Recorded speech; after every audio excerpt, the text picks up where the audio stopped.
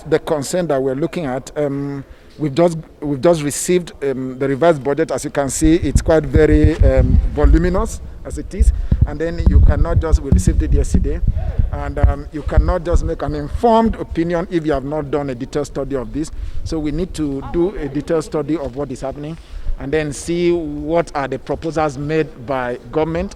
It is there and then that we will know what do they have as a source of funding, what is the revenue, where is the revenue coming from, what is the budget deficit, and then we can now justify whether we need to borrow or not to be able to fund the budget. So we have to take everything in totality to begin to look at it. But the issue is not even the borrowing. The issue is making sure that the money borrowed has to go into addressing the dislocation, the disruption that we have had in the economy due to, one, the COVID-19 pandemic, and secondly, the drop in oil price. I don't think in life, when you have no sufficiency, two things happen.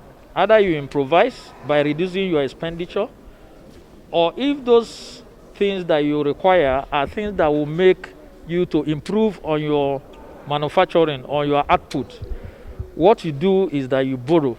When you borrow, you now apply it to critical infrastructures that will yield dividend, that will also, at the end of the day, be able to make life meaningful, and it will be a win-win situation. So that is one. The other, but the worrisome aspect is when you borrow and it is not channeled towards meaningful infrastructural development that will multiply and be able to yield fruit, then it becomes a bad omen. So in these circumstances, what the National Assembly is trying to do is to say, let us be able to look at the ingredients that make up what informs the coming to us to say, approve for us to borrow.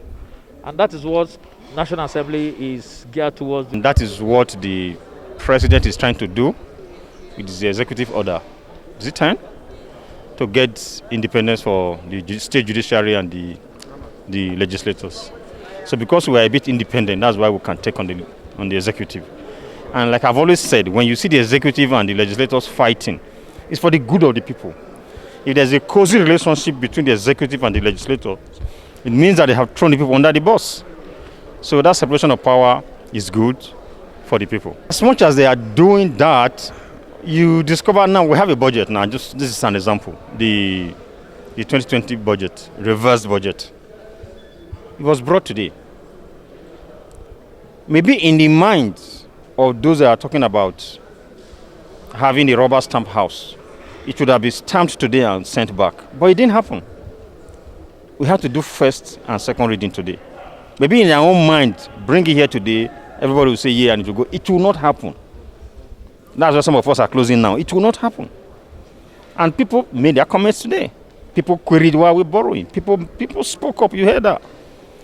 So yes, that's what they want, but it's not going to work.